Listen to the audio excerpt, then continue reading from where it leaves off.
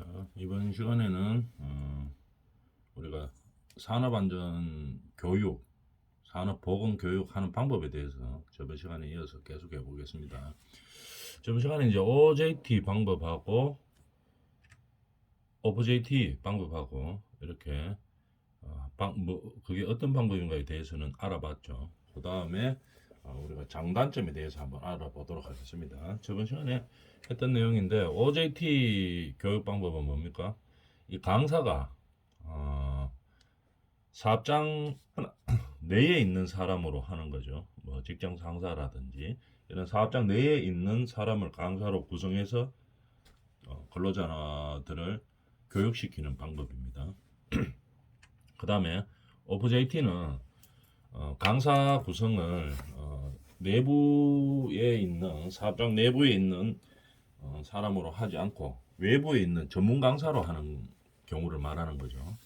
그럼 이렇게 했을 때 장단점에 대해서 내용은 저번 시간에 했었고 장단점에 대해서 알아보도록 하겠습니다. OJT 단점 한번 볼까요? 직장 상사라고 해가지고 반드시 뭐 훌륭한 강사는 아니겠죠. 내용에 대해서 회사에 대해 안에 있는 내용에 대해서 안전 요소에 대해서 또는 뭐 보건적인 요소에 대해서 알고는 있지만 이 사람이 직장 상사라고 해가지고 뭐 다 전문적으로 알고 있고 이런 것은 아닙니다. 반드시 뭐 훌륭한 교사는 아니다 이런 얘기겠죠. 그 다음에 OJT 교육을 하면은 이게 집체 교육 형태보다는 우리 내부에 있는 사람이기 때문에 뭐 직접 교육을 할 수도 있긴 있겠죠. 그렇지만 일할 때 그 다음에 그 옆에 가서 이제 가르쳐 주는 이런 형태의 교육을 좀 많이 띄게 되겠죠.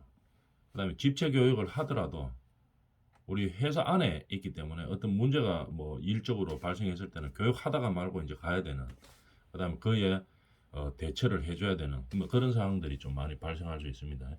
그러다 보니까 이게 훈련도 아니고 이 교육도 아니고 뭐 일도 아니고 이렇게 반반될 가능성이 좀 있는 거죠. OJT 교육의 단점입니다. 그 다음에 다수의 종업원을 한 번에 훈련할 수 없다. 그죠?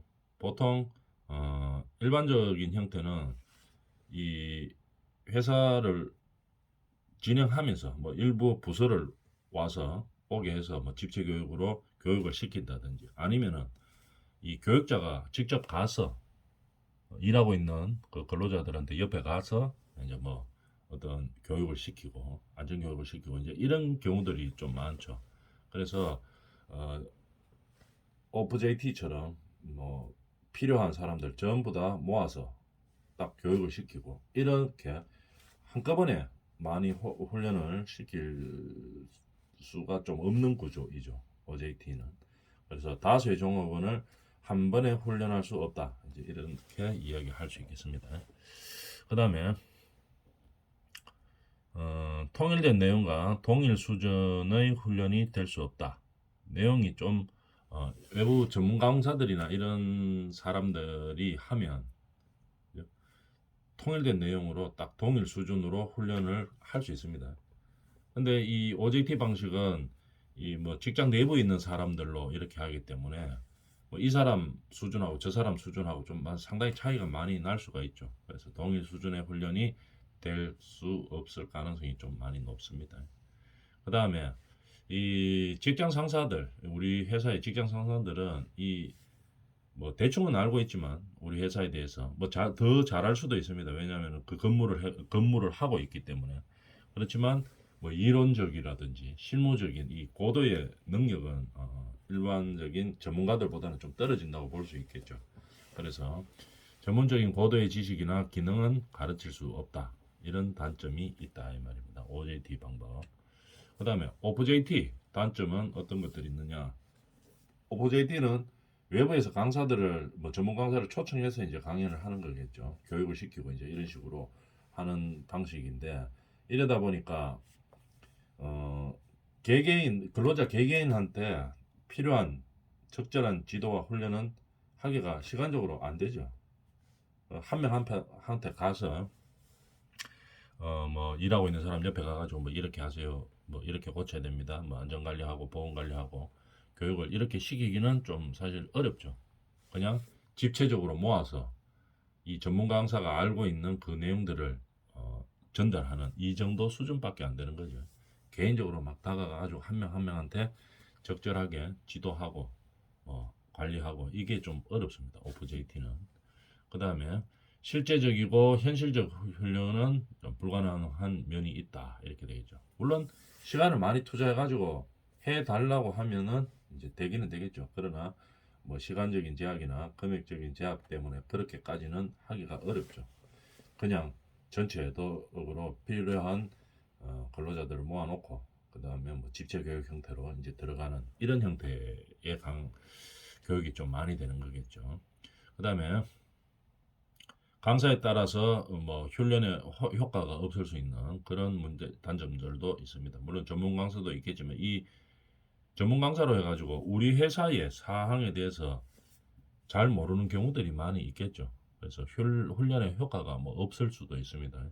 이 사람은 안전관리 전문이기는 한데 예를 들어서 뭐 기계 쪽의 전문이다 이랬는데 뭐 섭외가 잘못돼가 건축 쪽에 와서 이제 이야기하고 있다. 이러면 잘 전달이 안 되겠죠.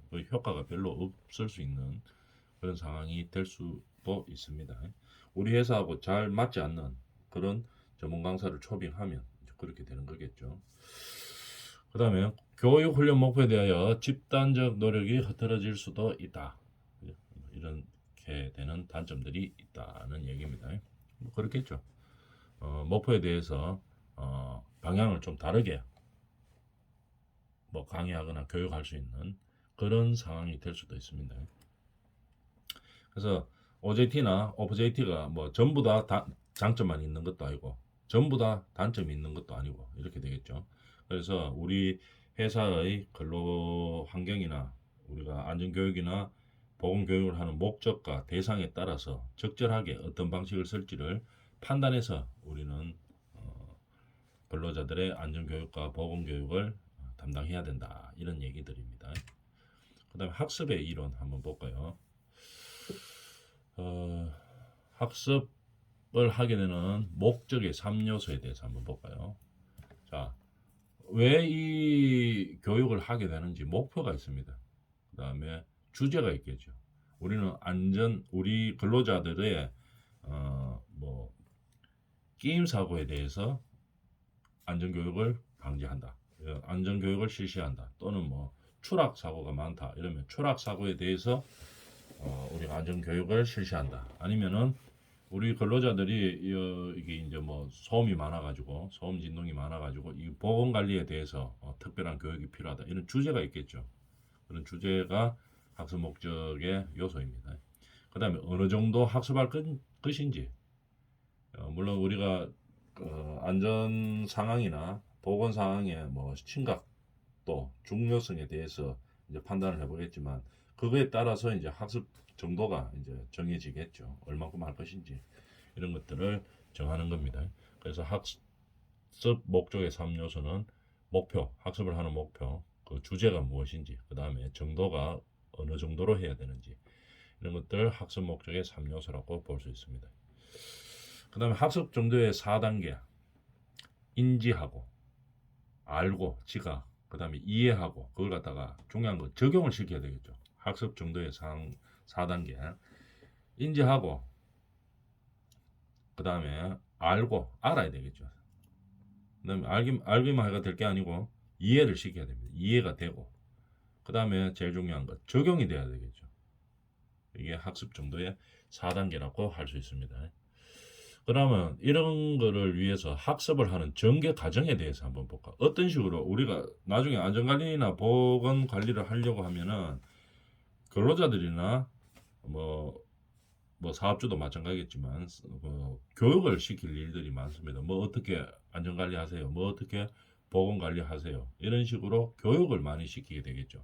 그럼 그 교육의 학습 내용에서 어떤 식으로 전개돼야 되는지 한번 봅시다.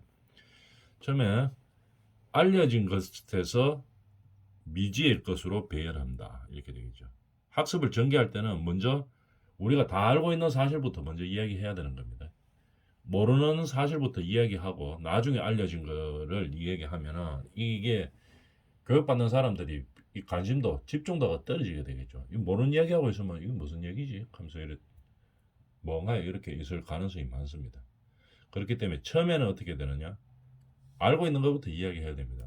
뭐 다 아는 내용들부터 이제 이야기를 해서 집중도를 높이는 거겠죠. 이런 식으로 뭐 이렇게 해서 안전관리해가 되는 거 아시겠죠? 이런 식으로 해서 그 다음에부터 이렇게 됐는데 우리 현장에서 적용하는 것은 뭐 특별하게 적용해야 되는 부분들은 이런 부분입니다. 알려지지 않은 것까지 이런 식으로 배열을 해야 된다는 얘기죠. 알려진 것에서 미지의 것으로 배열을 해야 되고 그 다음에 주제를 과거의 것, 그 다음에 현재 것, 미래의 것 이 순서로 해야 됩니다. 과거에 먼저 알려진 것들 이런 학습 방법들 학습 요소들에 대해서 이야기하고 그 다음 현재는 어떻다 앞으로는 어떻게 할 것이다 순서가 항상 과거 현재 미래 이런 식으로 배열이 돼야 되는 겁니다. 실시해야 되는 거죠. 그 다음에 주제를 많이 사용하는 것에서 적게 사용하는 순으로 실시해야 되는 겁니다. 학습을 전개할 때는 우리가 안전교육에 대해서 많이 사용했던 것에서부터 적게 사용하는 순서로 실시를 해야 되는 겁니다. 적게 사용하는 것부터 이야기하면은 이 보면은 사람들이 잘 모르죠. 이 내용에 대해서. 그렇기 때문에 이 학습을 진행하는 데 있어서 거부감이 좀 많이 있겠죠. 좀 무슨 얘기하노? 하면서 이제 이런 식으로 적게 사용하는 거니까 잘 모릅니다. 이 사람들이. 그렇기 때문에 항상 주제를 정할 때도 전개를 할 때도 많이 사용하는 것에서부터 적게 사용하는 순수로 실시를 해야 된다는 얘기입니다. 그다음에 마찬가지로 간단한 것에서 복잡한 것으로 실시해 나가야 됩니다. 처음에 서두에 아주 주제 자체가 엄청나게 복잡해요. 이게 무슨 말인지도 모르겠고 그러니까 그냥 조금 듣고 있다가 이건 내가 알 수 있는 게 아니다 이러고 자버리죠. 그렇기 때문에 항상 뭡니까 간단한 것에서부터 복잡한 것으로 나갈 수 있도록 그러니까 처음부터 보면서 아주 쉬운 것을 배치를 해놔가지고 처음에 이제 이해가 되도록 학습을 전개해 나가야 된다 이 말이죠. 근로자들이 이해가 되고 내용을 알고 이해가 되도록 점점점 그 다음에 갈수록 조금 복잡한 쪽으로 가서 이제 이 근로자들이 이해를 좀 어려운 것도 이해할 수 있는 이런 과정으로 전개해 나가야 된다는 얘기입니다. 교육할 때 물론 이 안전보건 교육 이외의 다른 교육들도 다 이런 전개 과정으로 하는 겁니다. 이것은 이제 통용으로 사용될 수 있는 그런 전개 과정이죠.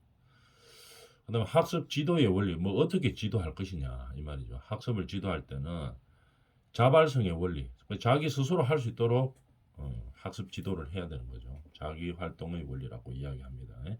자발성의 원리. 그다음에 개별화의 원리, 그다음에 사회화의 원리, 통합의 원리, 직관의 원리. 읽어보면 무슨 말인지 다 알겠죠. 학습 지도를 할 때는 이런 식으로 지도를 해줘야 된다는 얘기입니다. 개별화의 원리에 따르고 개별적으로 한다는 얘기죠. 그다음 사회적으로 맞도록 하고 그다음 통합 그러면서도 통합이 되고 직관적인 그런 원리에 맞게 학습 지도를 해야 된다 이 말이겠죠. 지도 교육의 8원칙을 한번 알아볼까요? 지도 교육을 할 때 어떤 원칙으로 지도하고 교육을 해야 되느냐 이 말입니다. 피교육자 중심입니다. 그 교육하는 사람 중심으로 돼가지고는 안 되겠죠. 교육 받는 사람 중심으로 교육 프로그램을 구성을 해야 됩니다. 그 다음에 이 동기부여가 있어야 되겠죠. 이거 교육하는데 교육받는 사람들이 이거 내가 왜 해야 되노? 내가 일하는 거하고 전혀 관계도 없는데 나는 몰라도 되는데 이런 식으로 인식이 돼버리면은 어떻게 됩니까? 교육 자체가 안 되죠. 그래서 교육받는 사람들이 이거 문제의 심각성에 대해서 알고 이게 내가 하는 일에 대해서 안전과 보건을 위해서 꼭 필요한 일이다. 이런 마음적으로 이런 동기부여가 돼야 됩니다. 이걸 정확하게 알아가지고 내가 일할 때 안전한 뭐 상황에서 내가 근로를 해야 되겠구나. 그러니까 이걸 배워야 되겠구나 하는, 이걸 알아야 되겠구나 하는 그런 동기부여가 필요한 겁니다. 반드시 동기부여가 되도록 하고, 그 다음에 쉬운 것에서 어려운 것으로부터 지도를 해야 되는 겁니다. 레벨이 갈수록 올라가야 되지. 처음에 너무 어려운 거 했다가 밑으로 떨어지면 안 된다는 얘기겠죠. 쉬운 것부터 어려운 것으로 지도한다. 그 다음에 반복해서 교육한다. 반복이 이게 제일 중요하죠. 모든 교육에서 중요한 것은 반복입니다.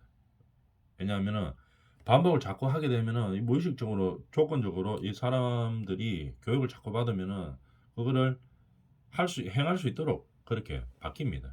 그래서 모든 교육의 중요한 것은 반복. 그러니까 핵심적인 내용이 빠른 시간 안에 전달될 수 있는 뭐 교재라든지 방법을 선택해야 되겠죠. 그래야 반복이 자꾸 가능한 거죠. 정해진 시간이 있기 때문에. 그래서 반복해서 교육하는 겁니다. 하루에 하나씩을 가르친다. 너무 많은 거 가르치면은 사람들이 이해도 안 되고 뭐 의식 속에 남지도 않는다 이 말이겠죠. 그래서 반복해서 가르치면서 하루에 하나씩을 가르친다. 그럼 하나는 최소한 알 수 있겠죠. 계속 반복해서 이렇게 하게 되면 짧은 시간 반복해서 가르칠 수 있는 그런 교육을 선택을 한다 이 말입니다. 그래서 우리 근로 현장에도 보면은 안전교육 매일 합니다. 보건교육 매일 하죠. 근데 이제 일을 해야 되기 때문에 너무 많은 시간을 하지는 않습니다. 보통 뭐 아침에 뭐 티타임 이런 거 있죠. 체조하고 티타임 하면서 교육할 수 있는 그런 시간 정도의 분량으로 반복해서 가르치는 거겠죠. 그래서 사파, 만화 이런 게 유용하게 쓰이는 거죠. 한 번에 하루에 하나씩 하고 한 번에 하나씩을 가르친다 이 말. 여러 개 한꺼번에 해봤자 이 머릿속에 들어오지도 않습니다. 남지도 안 하고 그런 얘기겠죠. 한 번에 하나씩 가르치는 겁니다. 그 다음에 이 오감각을 적극 활용해서 할 수 있는 그런 교육을 실시합니다. 그 다음에 인상의 강화를 한다. 기능적인 이해를 도운다. 필요한다 이 말이겠죠. 이게 기능적인 이해, 인상의 강화 이런 것들이 지도교육의 파란책입니다. 이거에 맞추어서 우리들은 나중에 안전관리자나 보건관리자로 일을 할 때 이 원칙에 맞게 그렇게 우리가 이해하고 교육을 해야 된다는 얘기겠죠. 지도교육의 파란책에 대해서 알아봤습니다. 그 다음에 조건반사설, 조건반사설, 시행착오설 이렇게 있죠. 그러면 조건반사설에서 한번 볼까요? 한번 내용을 읽어보면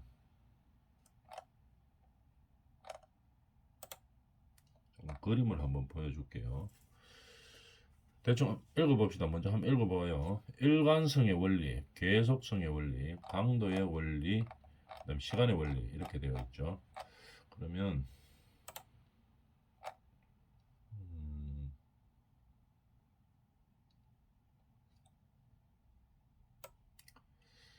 잠깐 그림을 한번 보고 우리가 같이 한번 해보도록 하겠습니다.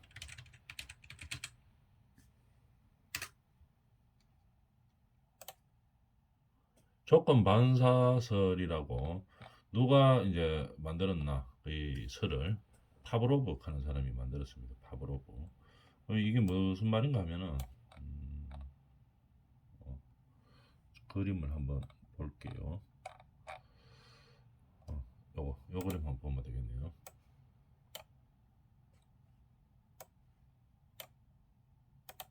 이게 뭐냐면은 우리가 조건 반사설 하는 게 교육 뭐 심리학 이쪽에 나오는 얘기죠. 그 뭐냐면은 요거 한번 보고 한번 해보겠습니다. 그림을 한번 맞춰봅시다.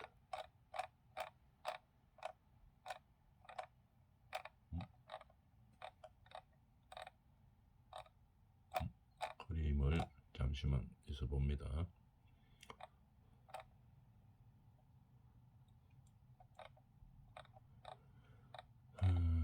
조건 반사설 적절한 그림이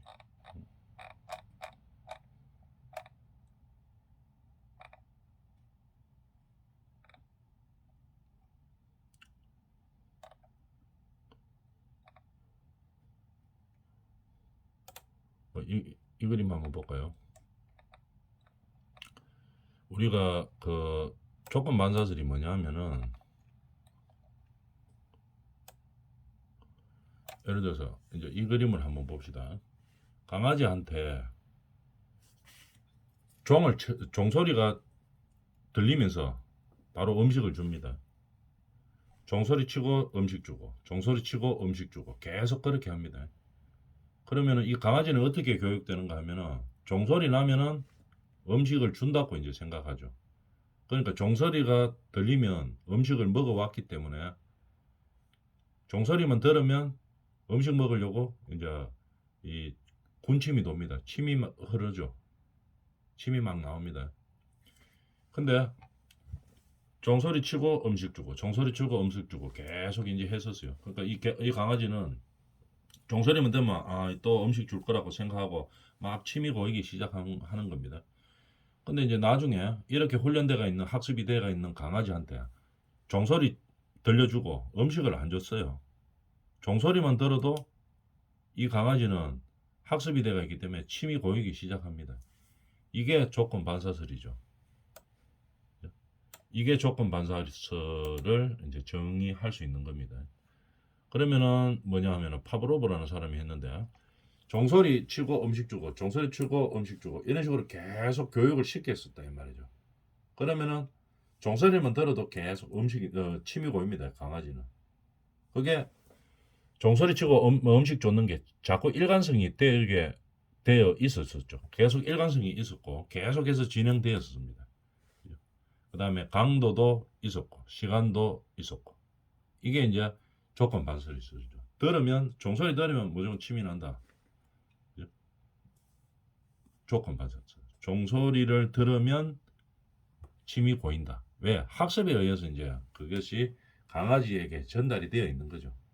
그래서 우리는 이러한 효과를 노리고 교육을 하려고 하면 어떻게 해야 됩니까? 똑같이 일관성을 가지고 계속성을 가지고 교육을 해줘야 된다 이 말입니다.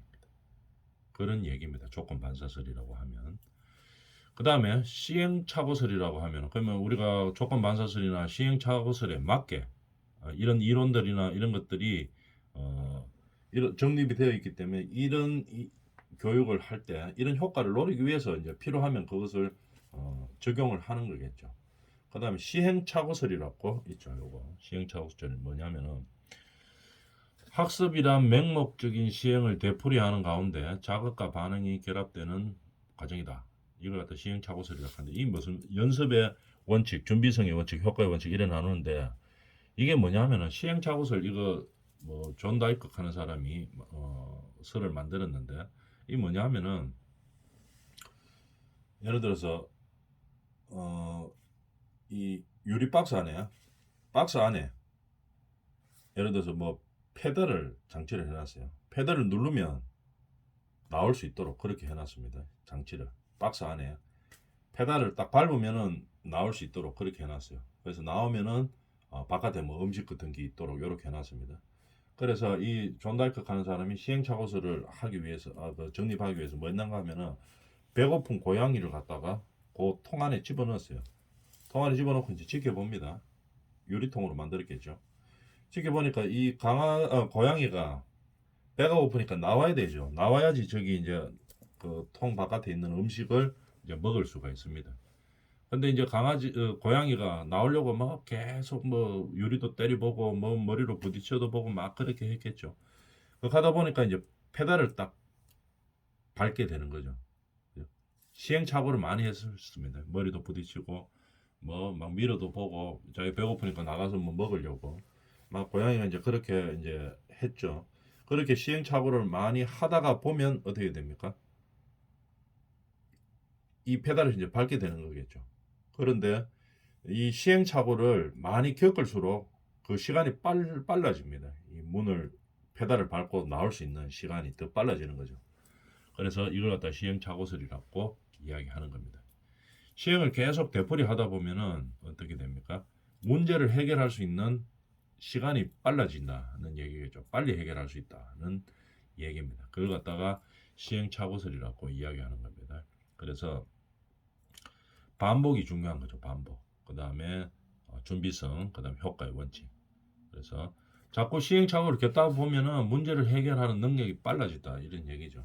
우리 사람 사는 것도 마찬가지죠. 어떤 문제에 당면했을 때 처음에는 이게 뭐 해결이 잘 안 납니다. 이래도 해보고 저래도 해보고 이런 문제가 많이 발생하죠. 그러나 첫 번째 문제를 해결하고 그 다음에 또 다른 문제가 발생했을 때 한번 첫 번째 문제에서 시행착오를 많이 겪어봤었죠. 그게 학습이 되어 있다 이 말입니다. 두 번째 다른 문제가 발생하더라도 시행착오를 또 조금 겪다가 문제를 또 해결합니다. 그 다음에는 또 시행착오를 겪다가 문제를 해결하지만 그 해결하는 속도가 점점 빨라진다는 얘기겠죠.